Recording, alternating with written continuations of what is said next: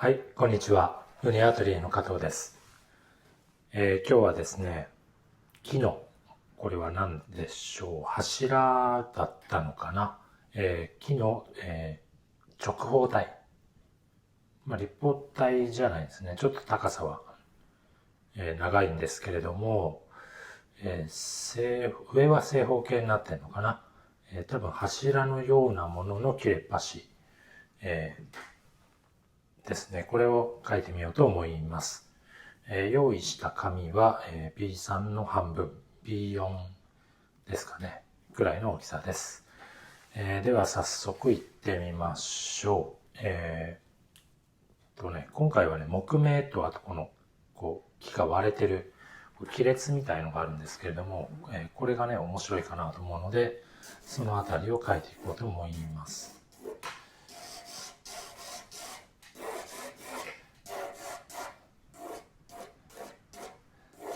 はい、どうでしょうね。縦横の比率は1対2、1対2ほどはないですね。こうやって測ってみるとですね、測ってみると2はないかな。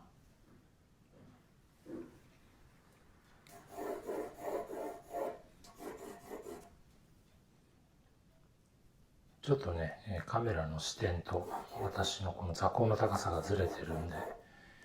見にくい場面あるかもしれないですけど、ザクザクと書いていってみます。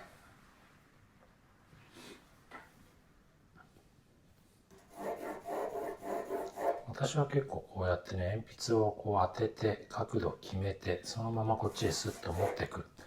よくやるんですよね。で、大体、角度、そんなずれることないので、もう慣れちゃってますけれども、最初のうちはどうしてもね、ずれやすいんじゃないかと思います。角度をその通りにこっちにスライドするのがね、ちょっと難しいかと思いますけど、やっぱり慣れなんで、練習していくうちにできるようになってくると思います。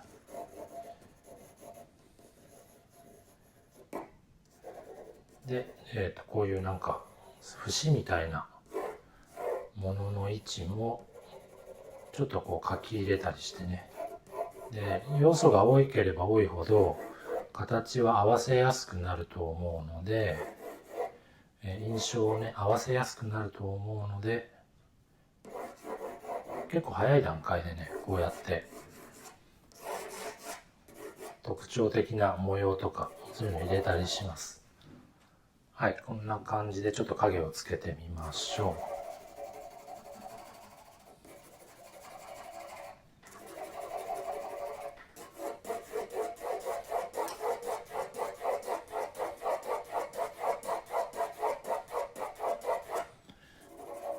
このね、結構ね、これまでYouTube の音楽流してたんですけれども、静かな部屋で描くのもたまにはいいですね。鉛筆が紙の表面を滑る音っていうか、この音ですね。シャカシャカ言ってる音を聞きながら描いていくのもいいかなと思います。はい、上ちょっと切れてましたね。これで入るかな。はい、こんな感じでいってみましょう。ちょっとね、この絵を見るとパースが急激についてる感じなんですね。きついかな。この辺かな。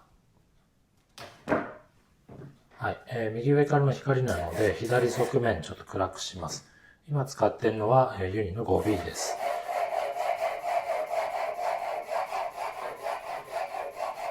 寝かせて、鉛筆の腹を使って、あまり線と線の間が隙間が空きすぎないようにしてタッチを重ねていきます。でこの時のコツなんですけれども、はい、見ての通り手首、あと肘は固定で肩から動かしていくような、平行移動ですね。垂直線とか水平線とか今これでだいたい30センチ弱くらいの線を引いてるんですけど、こういう小手先の手首で描く描写だけじゃなくて、肩から大きくストロークをね、上から下まで大きく動かすように、大きいものとか、すごくこう長いものを描くときには、タッチのこのストロークもですね、上から下までゆったりと大きく動かすようにした方が、印象は合わせやすいです。コビーの腹を使って書いてますけれども、結構ここね、この面暗いんですよね。なのでもっと思い切って調子つけていきます。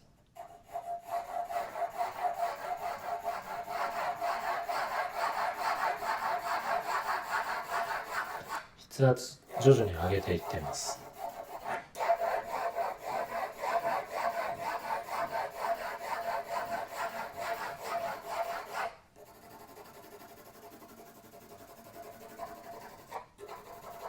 で、今これ、色塗りしてるわけですけれども、これはこの後ガーゼで少し撫でようと思ってるんですね。なので、若干このタッチの隙間、筋みたいなのがちょっと見えてたりしますけれども、この次の作業っていうかね、ガーゼで撫でることによってある程度はなじませることができるんじゃないでしょうか。はい、これですね。で、暗い面はこうやってガーゼで一旦撫でて、調子をこう紙の目の凸凹の隙間に詰め込んだ後で、この後でまたね、重ねて、描いていく。何度かその繰り返してですね、書いて、調子を乗せて押さえて、調子を乗せて押さえて、そうやって何回か繰り返して徐々にそのトーンを出していく。ずっとこう鉛筆の調子を乗せるだけ乗せて、相当黒くしてからガーゼで撫でる、こするよりも、ある程度調子をつけたところで一旦こすった方がいいと思います。これ経験から来る感じなんですけれども、紙の目が潰れにくい気がするんですね。ある程度の暗さまで一気に鉛筆を乗せてからガーゼで撫でるよりも、乗せて押さえて乗せて押さえてって何回かに分けてですね、作業をこう分けてちょっとずつこう重ねていく方が紙が傷みにくい、紙の目が潰れにくい気がします。はい、ザクザクザクといってみましょう。で、書きながら、私の場合書きながら形も整えていってます。まずこの左の側面ですね。左の側面の印象がだいたい合うまでちょっと調子をつけたら、今度は右側面の印象を合わせていきます。今回のこの木の、柱ですね。柱のデッサンは、軽くできれば30分以内で仕上げたいと思っているので、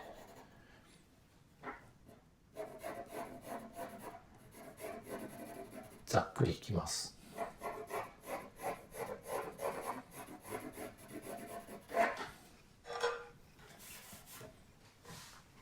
はい、こんな感じですかね。で、そこの部分、ここの角度をまだなかなか決めないままここまで来ましたけれども、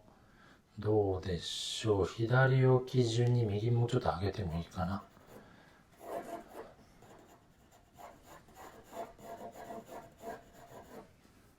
上と下の角度を見ながら、ここを基準にこのカードの位置ちょっと上げてみました。はい、右側はどうでしょう。このくらいかな。で、垂直線はね、結構しっかりと垂直になるようにしています。紙のこの、横のエッジですね。ここ大体垂直なので、そこに合わせて平行線を引いていく感じです。で、床もちょっと描いてみましょう。布が引いてあるんですけれども、布がね、この辺少し明るく見えてるかな。光が当たって反射しているこの辺りですね。なんとなくお互いがこう影響し合っている。少し明るく見えているところがある感じがします。右側面は今ね 5B でここまで書いてきたんですけれども、これ以上柔らかい鉛筆使うとなんか汚れが濃くなりそうなので、もうちょっとね調子をつけたら、ここから先はもう少し硬い鉛筆に右側面を描く時のね使う画材は変えていこうと思っています。はい、右側面もさっとだけね撫でておきます。そして上の面、上の面はこれ小口っていうんですかね、丸い木目年輪が見えている面なんですけれども、水平面なので、こういう水平を意識したタッチといってもまるっきり水平じゃなくて、若干左下がり右下がり、あと中心から外へ向けて少しこう放射状に、なんでしょう、こう光沢感みたいなのが少しあるんですね。この、小口特有の少しなんか光ってるような艶というかね、切り口がちょっとこう光ってるような感じに見えています。で、小口はねざっくりとした、ノコの仕上がり、ノコで切ったままの仕上がりみたいなので、多分これ側面はカンナをかけて整えてあるんですけれども、上の面はなんか切り口が、ガタガタザクザクしていますので、そういった質感に合わせて描いていこうと思います。こういった木製のものを描くときには、その表面がカンナ掛けしてあるのか、それとも切ったままなのか、材質感をね結構意識して、質感を描き分けるようにねしていくように心がけましょう。はい、どうでしょう。ちょっと下の形、角度を変えましたけれども、こんな感じでいいでしょうか。で、ここはね、木の色が結構濃いので、床に映る影も暗いんですけれども、どちらかというと木の方が暗いかな。ここは床のトーンを、床に映る影の調子を決めておいてから、つまりこう、木の方にはみ出すように描いておいてから、この柱の方を決めていこうと思います。まずはこういう感じでですね、床面に映る影をちょっとちゃんと描いておきます。はい、この辺は何重にか、二重三重に影がね、筋のようにこう映ってたりするんですけど、まあ正直に、複数の光源なんでね、室内の蛍光灯が複数本あるので、それに合わせて、で描きにくいんですけど、この左端の紙からこう飛び出るあたりまで丁寧に調子をつけておきます。どうしてもこう描きにくいところは手が入りにくくなって、そこだけね隙間がぽっかり空いたりするんですよね。あとよくあるのはこういったクリップとか何かで留めている時に、そこだけこう避けて描いてたりすると、描き終わった時にこうクリップを取ったりしてね、そこだけこうぽっかりと穴開いたようになってたりするのもちょっとかっこ悪いので、なるべくこう描いてる時に邪魔になったらこう移動すると、そんな風にして描きながら環境を整えていってください。はい、少し撫でておきます。まずは床面ですね。床面を決めたい、整えておきたい。こんな感じでしょうか。こんな感じで、まずは床面の暗いところ、色の濃く見えるところを決めておいて、はい、この左後ろですね。次に木の立方体の、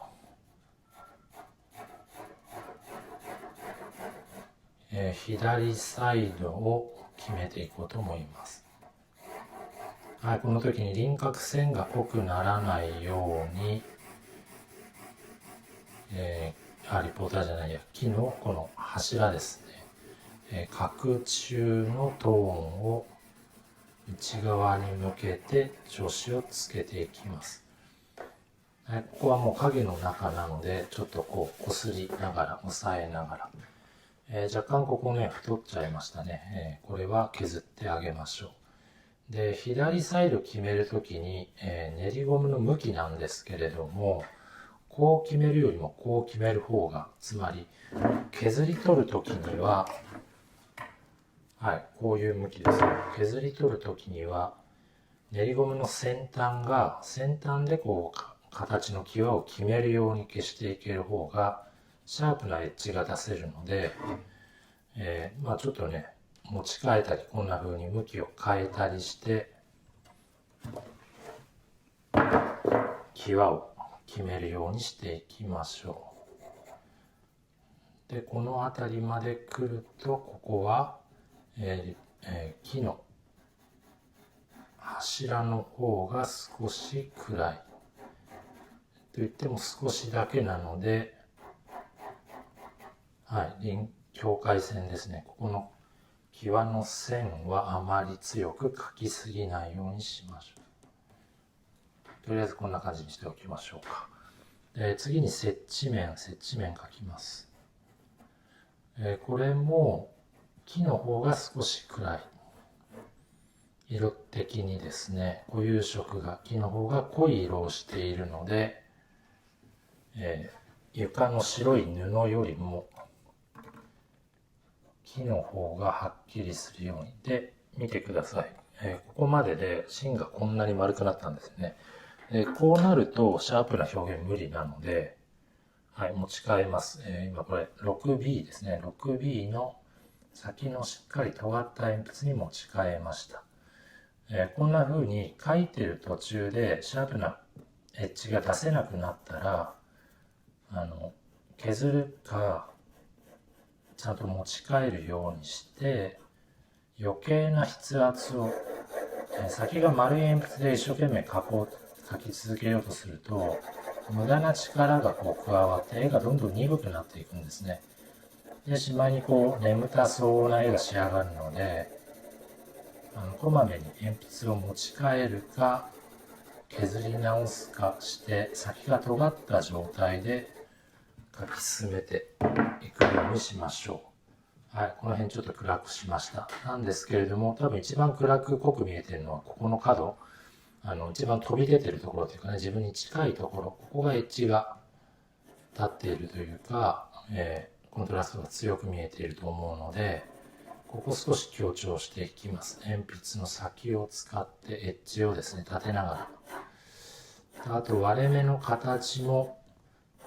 もうちょっとよく見ていきますけども、これはね、結構自然物なので、少しくらい形が違っていても、見る人はそんなにこう気にならないというか、木らしさが出ていれば、このひび割れの位置がですね、2ミリ、3ミリ、10ミリくらい、1センチくらい左にずれていたとしても、絵としてはそんなに問題ないんですよね。違うじゃないかって言って、ひび割れの位置が違うからといって、絵がね、悪くなるってことはあまりなくて、それよりも、その絵の中での、そのらしさみたいなものがしっかり表現できていれば、あえてひびの位置をね、こう違う場所に移動してあげるっていうかね、変えてやってもいいと思います。デフォルメというか、作者のフィルターを通して、いい形に置き換えてやるわけですけど、なるべく正直にね、見える通りに描くっていうのは基本なんですが、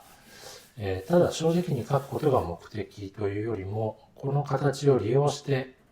いい構図というかね、いい絵を作っていくのが作者の役割なので、あくまでもこの台状のモチーフはね、素材であって、これを利用するのは絵を描いている作者の方が、作者が何を選ぶのかというかね、作者が何をどういうふうに絵にしようとしているのかっていうのが作品から伝わってくる。絵ってそういうものなので、基礎デッサンの勉強なんでね、あんまりこう自分独りよがりにというかわがままに勝手に物の位置を変えたりとかするのは良くないと思うんですけど、ただこういった木目とか、例えばじゃがいもの形とかですね、いろんな自然物を描く時のその特徴がうまく出せるんであれば、形状を少し変えるとか位置を変更するとか、絵にとって必要であればですね、絵が良くなるんであれば、作者がそう判断して変更するのはすごくいいことだと思います。絵にとって必要かどうかという基準でデフォルメをしていくということですね。絵にとって必要なデフォルメは私は積極的にした方がいいと思います。なので時々ね今回の例じゃないんですけれども、生物モチーフを何人かで囲んで描いている時にたまたま自分の当たった場所っていうのが、レモンの飛び出てる特徴的な突起がありますよね。あれが真正面向いてる位置だったりするわけですよ。コーヒーポットの注ぎ口がたまたま真正面自分に向かって飛び出てくる位置だったりするわけですよね。複数の人で一つのモチーフを描いている場面で、そうした時にその作者がどうするかっていうと、私だったらたまたまそういう場所に当たって正直に描いても奥行き感がうまく出せないなと思ったら、休み時間とか休憩時間にちょっとね、その隣の位置から、その取っ手が斜めから見えるような位置からスケッチをしておきます。美しく見える位置ってことですね。描きやすい位置というか、そんな風にスケッチをしておいて、で次の時間自分の席に座って描くときに、そのポットの向きだけですね、もともとっていうか取っておいたスケッチを元に若干変えてあげるんですね。そんな風にして絵にとって必要ないい形とかいい構図になるように、作者がやっぱりスケッチして取材をしてですね、それを再構成してあげて、ようやく構図が決まるっていうか、いい形を作っていく。そんな風にして、絵の構図とか、配置ですね、モチーフの画面上の配置とか決めていってほしいなと思います。やっぱり工夫のないところに作品って良くならないので、どうやったら自分にとって描きやすいいい絵になるのかなっていうようなのを研究して、でそういう工夫もねしてみるといいんじゃないでしょうか。